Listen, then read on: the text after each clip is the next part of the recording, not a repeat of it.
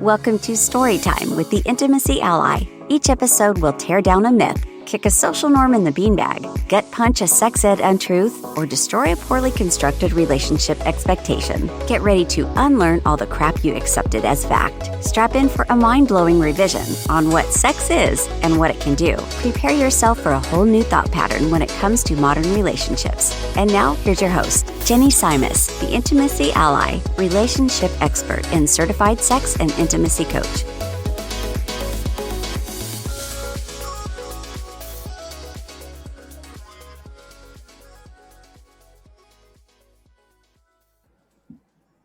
Hello, my lovelies. Here we are again in the world that is wackadoo.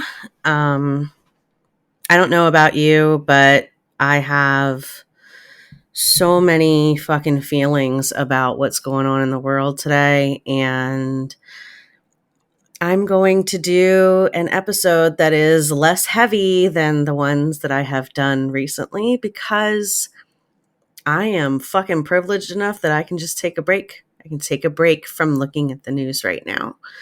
So, the lie that we are going to get into and challenge today, the societal norm, what have you, is that women don't watch porn.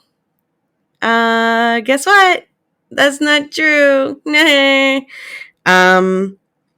I have some statistics. I have some information from one of my personal heroes, Caitlin V, who is probably the most famous sex coach that I can think of. I want to start off with just saying to whoever is listening that identifies as a woman and enjoys the living shit out of porn. Guess what, honey llama? You are not alone. I am also a great consumer and lover of pornography. My relationship with pornography started, I'm guessing I was about 7, maybe 8, somewhere between 7 and 9 years old. It gets a little fuzzy. I'm almost 43. It gets a little fuzzy trying to remember. But my first experiences with porn were in the age of VHS.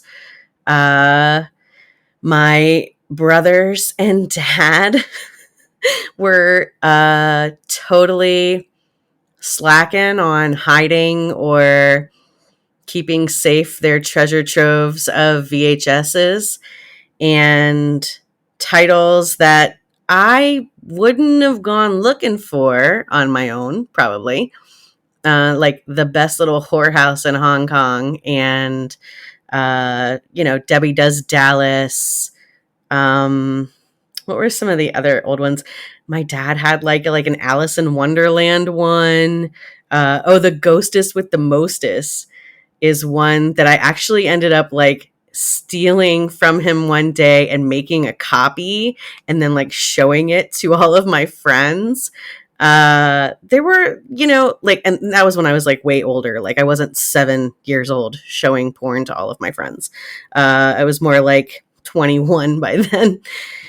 But I had this draw.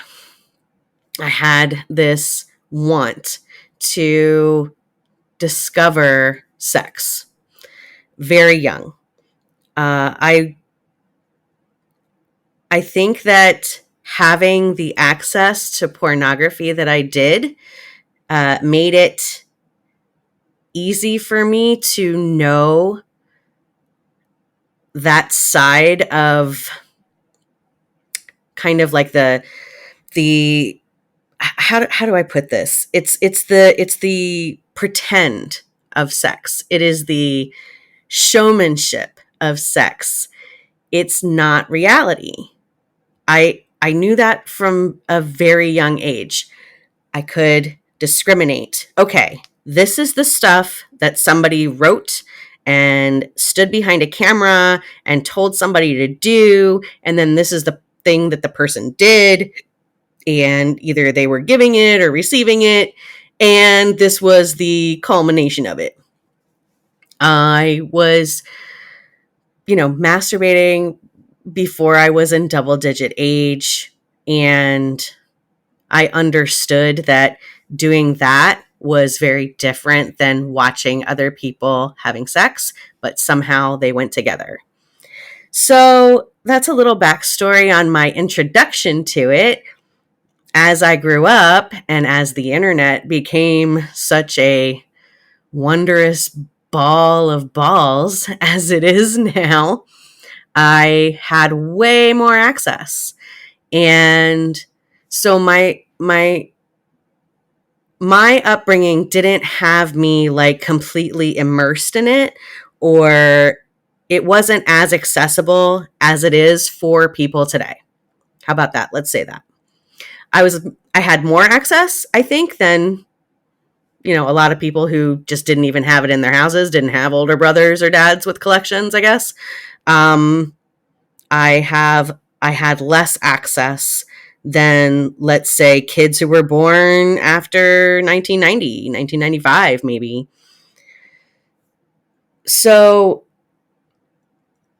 what bothers me about the lie that women don't watch porn is that I have been made, even as an adult, I have been made to feel like a pervert, a freak, someone who is like a degenerate, a sexual deviant, because I enjoy porn while also having a vulva, vagina, clit, situation going on.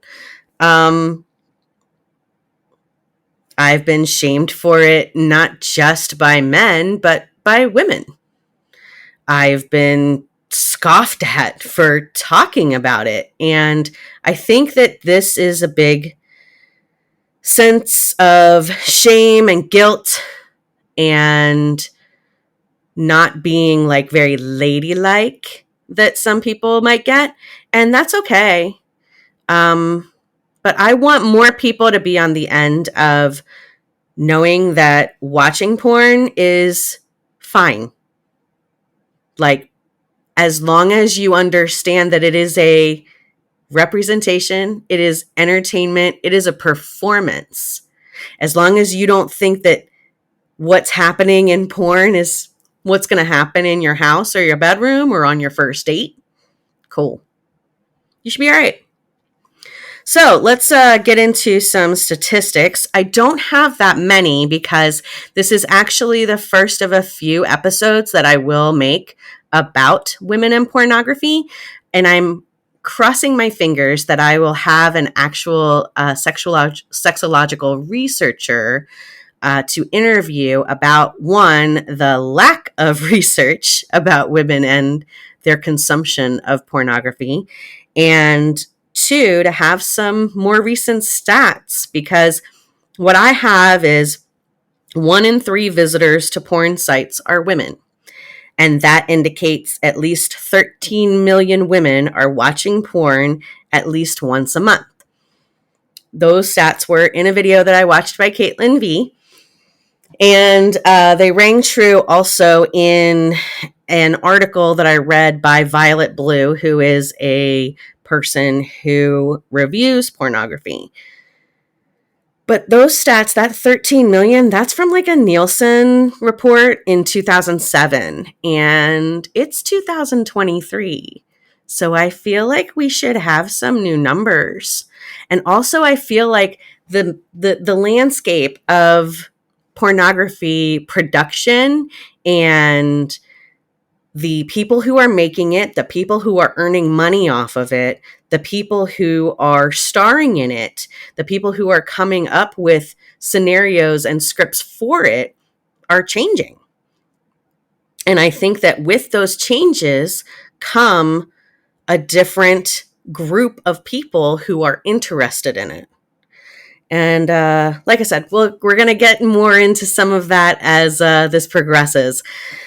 This episode, I really just want to talk about this myth of women don't watch porn. And I want to tell you, they do. And then I want to talk to you about some of the reasons that they do. So, professionals have been weighing in, and research is telling us that women watch porn, and when they do, their sex lives change.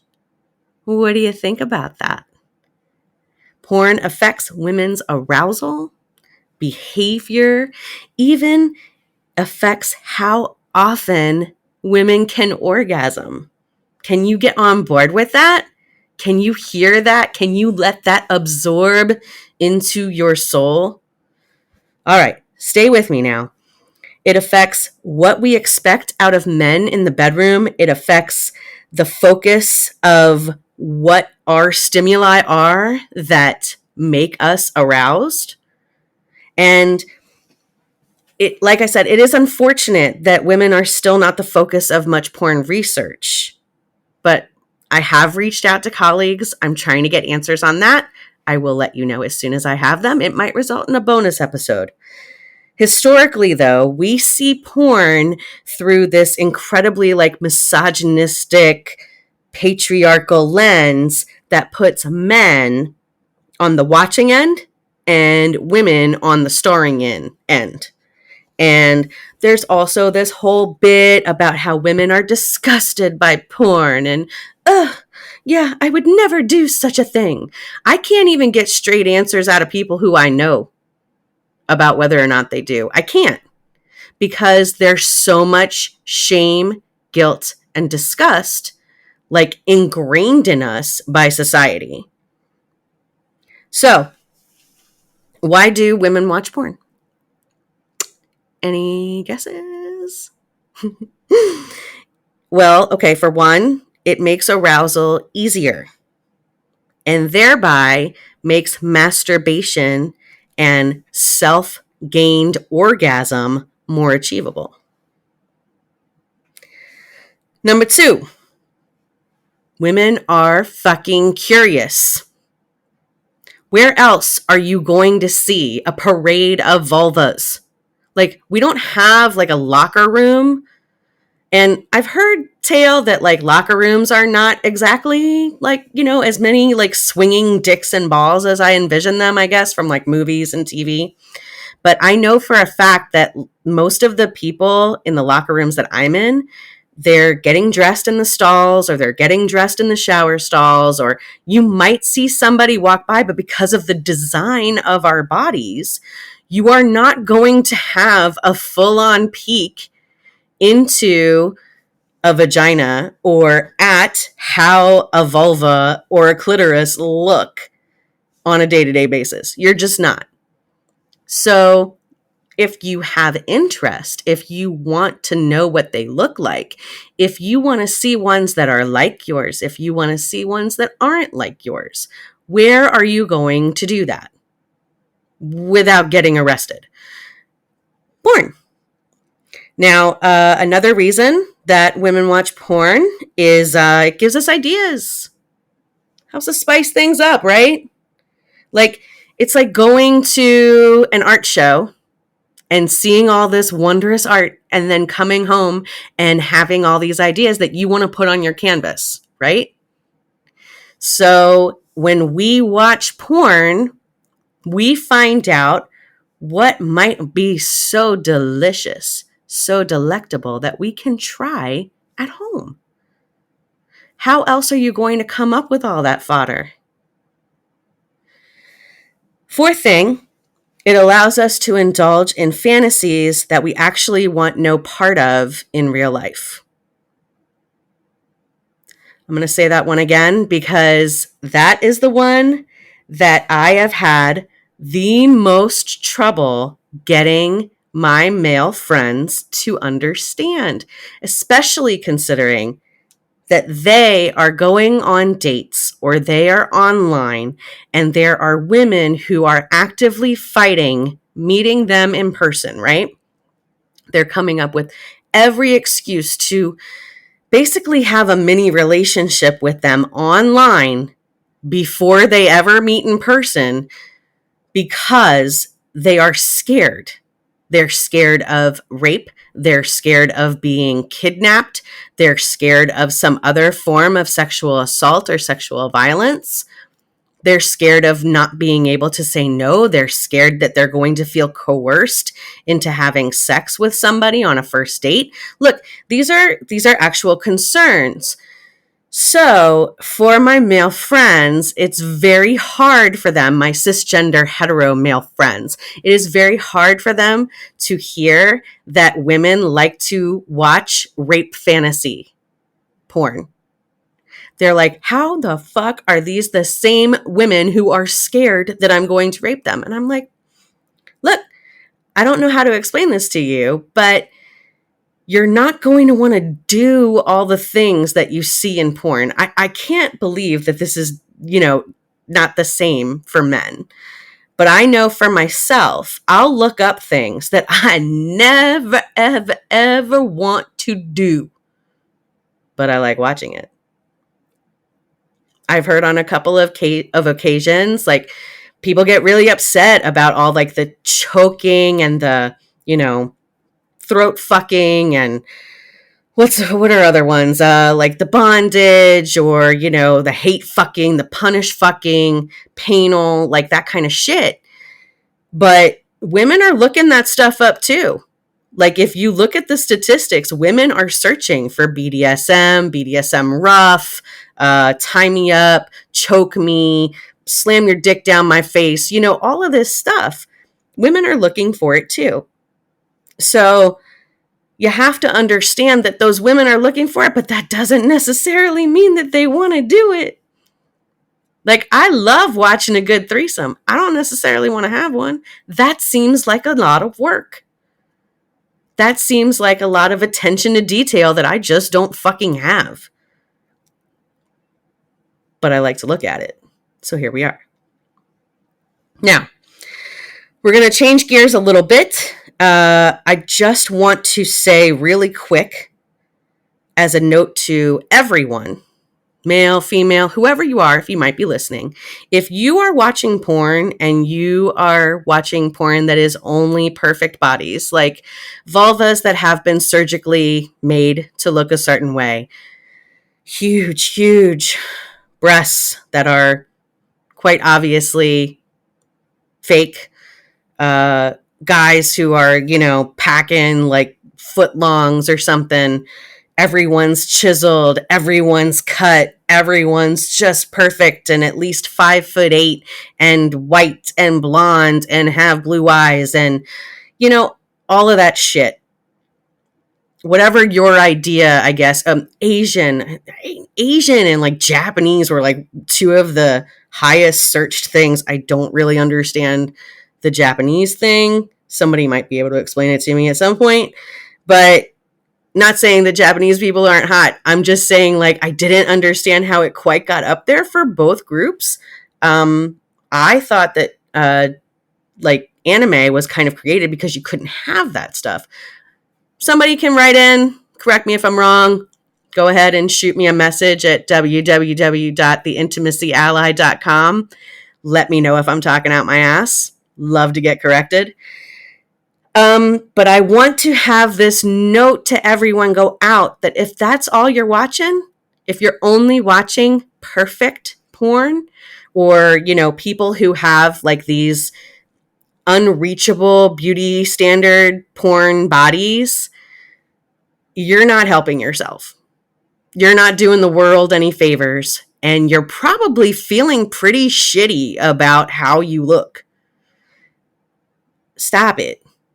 There is wondrous variety of porn these days.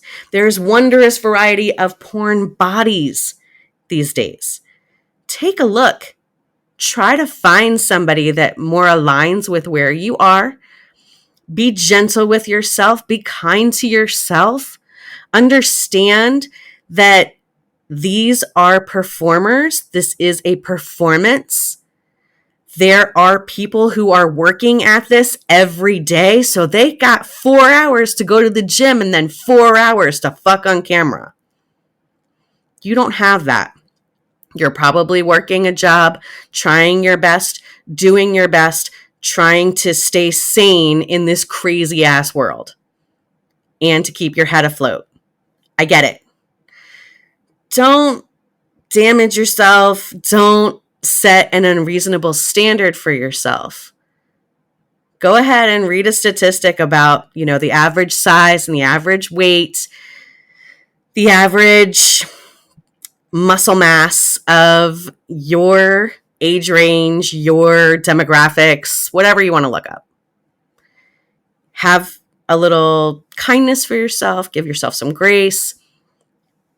Understand that it's like comparing yourself to Hollywood stars who have so much time on their hands and so many people working for them for maintenance of their bodies. Stab it. All right, now we're going to get into the 5 ways watching porn changes women.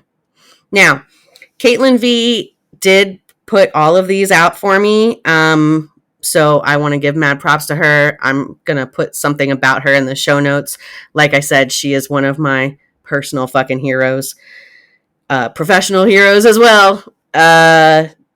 Definitely one of the coolest sex coaches I have ever, had the pleasure of getting to learn from or watch. So, number 1. Women who watch porn get more easily aroused during partnered sex. Yeah. So if you have a completely empty spank bank as a woman and you're with a partner who maybe has put on a few pounds or isn't exactly the ideal of hotness, you're not going to be able to kind of get yourself into the mindset that is necessary for a woman to come.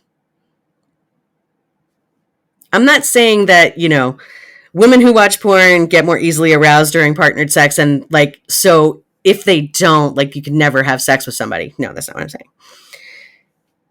I'm saying by having this prior knowledge, by having some kind of sexpectation, as it were, of how things can be awesome, it can make it so that you get out of your head, stop hyper focusing on the things that might be very minor things, but might irk you about the person that you're going to be with. Get you in your body, get you back into that embodied phase so that you can have the wetness, you can have the bendability, you can have the joy that you want to experience kind of flow within you and over you. Another way that it changes women is making them feel better about their bodies. Now, I know I said what I said. I said, don't compare yourself or compare and despair over looking at people with perfect bodies on the screen over and over again. But when you watch porn that has diverse examples of bodies that look like yours, bodies that resemble other bodies that you have seen consistently in your world, and you see those bodies getting a sexual charge and owning their sexuality, that is going to make an incredible parallel for you. And it will start in your brain and you will be able to feel it in your body. You're going to be able to appreciate that. All right, so maybe you don't look like the perfect girl who could put her legs behind her head in some kind of pretzel or something, but you can be the person who's laying on her side, getting it from behind and really enjoying it and really digging it. Or you can be the person who's down on their knees doing what you do with your mouth, with what your partner's got, and that's okay. And it looks good and it's full of pleasure. So if you can see examples of that in pornography, then you don't have to imagine yourself being able to do it. You know that there is proof that you can do it. Number 3 is sort of a negative. It's women who frequently masturbate to pornography have more frustration and distress when they're not able to reach orgasm with a partner. Now, why is this? So they're seeing women in these porn flicks who are orgasming loudly and often and seemingly effortlessly, right? Like, you've all seen that, right? Like, a guy is just hammering away, right? And then she's like, oh, oh, oh, oh, right? Like, all of that's happening within like 3 minutes of you turning the video on. And when you're home or when you're on a date and nobody's touching your clit and they're just pounding away behind you, and you fall into the 70% of women who don't have orgasms from vaginal stimulation alone, then yeah, you're gonna have a negative feeling about that. You're going to think that you don't measure up or there's something wrong with you because you're not able to come that fast, because you're not able to come that hard. And I'm going to have to remind you, like I have, I think 8 times already, porn stars are performing. That's a paid actor. They are on a set. There's cameras. There are cue cards. They are telling them when to do that, what to do. It is not real. Okay? It's not realistic. It's not real. I don't know many women who are able to get off from penetration alone. I think I know 2. And I'm a social fucking butterfly. I know a lot of women. When we expect like squirting, screaming, earth-shattering orgasms with like zero talk about what you need, that is absolutely unfair to yourselves. And I hope that hearing this will make you not do it. Like, I know for a fact, for the first 5, maybe 8 years that I had sex with other people in the room, like when I had partnered sex, I faked it every single time, and I faked it horribly. Like, I faked it and it sounded ridiculous to me now. Like, the way that I would have faked it is absolutely nothing like what it sounds like when I do actually climax with somebody else in the room. So I would challenge you to, instead of wasting precious time, precious energy, precious give a shit on trying to be like the people in this performance representation of sex, give motherfuckers a chance. Tell them what you like. Learn what you like. Go ahead and explore your own body and find out what gets the job done for you.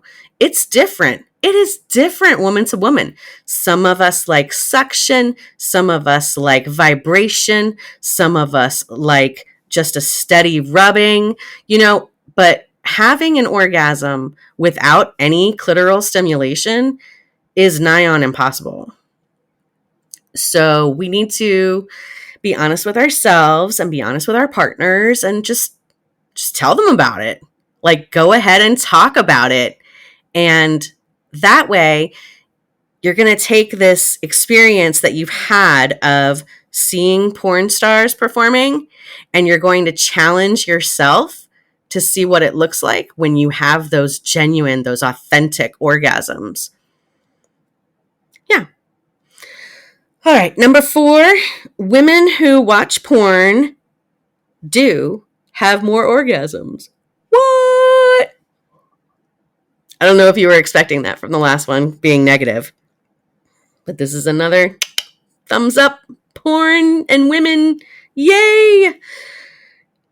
There is something magical about seeing and learning and knowing that there are a variety of positions, of lubrications, of toys, or as my best friends like to call them, weapons of mass destruction.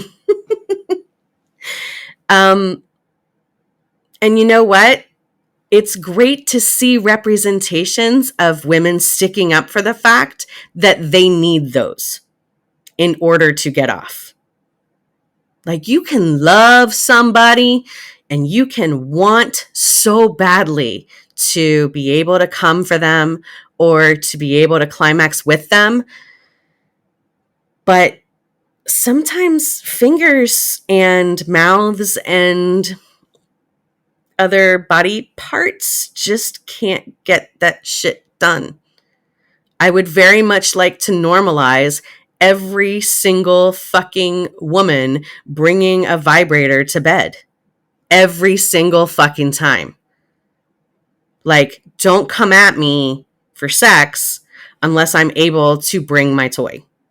And if vibrators aren't your thing, if there's something else, if it's a clip, if it's a clamp, if it's a suction device, if it's something that, creates a turning, swirling kind of, motion on you, whatever it is. Or, you know what? If it is that you're going to have to take turns and a motherfucker is going to have to put his mouth on there or her mouth on there, and then you can move forward, well, then there you go. Women who watch porn are going to have this, kind of treasure chest of ideas for how they can orgasm. It's not just going to be, oh, I can't, I don't know how, or I'm just going to fake it because I need it to be over.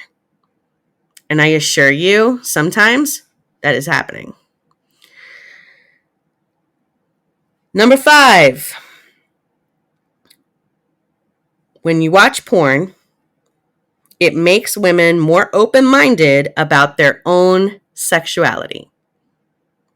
What do I mean by that? I think we've been talking about it kind of the whole time, that I want women to feel less shameful about their own experiences. I want to normalize wanting things in the bedroom. I want to normalize that women can demand things in the bedroom. And I think that it might inspire women to try new things if they can see them. If they can see them before they can try them, right? Like, you wouldn't want to just tell everybody, okay, yeah, I'm getting new furniture and I'm just, sight unseen. I think I'm going to like it. I think I might try it. I'm going to like it. No, you should be able to see a representation, right? You should be able to go through a catalog, see about color, see about size, see about texture, right? I think that is a big reason why women who watch pornography might be more open to different experiences when it comes to sexuality. And I think that's beautiful. So I hope that this has helped maybe dissuade you if you're full on convinced that women don't watch porn, or rather that women shouldn't watch porn, because it can be mutually beneficial. If you're in a cisgender hetero relationship and you are totally like against your woman watching porn, or you are a woman who has been totally against watching porn, I challenge you to try it. I challenge you to look into porn that is for you, that perhaps was made by women, that maybe has some diversity in the body types, body styles, body abilities, and see what happens. See how much this could be a thing that enhances either your own sexual gratification if you're just self-playing, or if you're in a partnered or a throuple situation, what have you, and you incorporate this into your repertoire. As always, if you would like to reach out to me to work with me, you can email me at theintimacyally@gmail.com. You can go to my website, www.theintimacyally.com, and you can subscribe for a free self-love guide. And I hope that you will join me for the next episode. Have a good day, babies. Goodbye, my lovelies. Thank you for tuning in to Storytime with the Intimacy Ally. We hope you learned a bit more about putting the fire back in your romantic relationships, exploring communication and emotional readiness in all relationships, and how to expand your definition of intimacy so you can reach your relationship goals. Go to theintimacyally.com to subscribe and never miss an episode. Follow the links in the show notes to social media and events. Till next time, keep on learning, growing, and thinking. Storytime with the Intimacy Ally podcast is meant for educational and entertainment purposes only and should not be considered as health or mental health advice.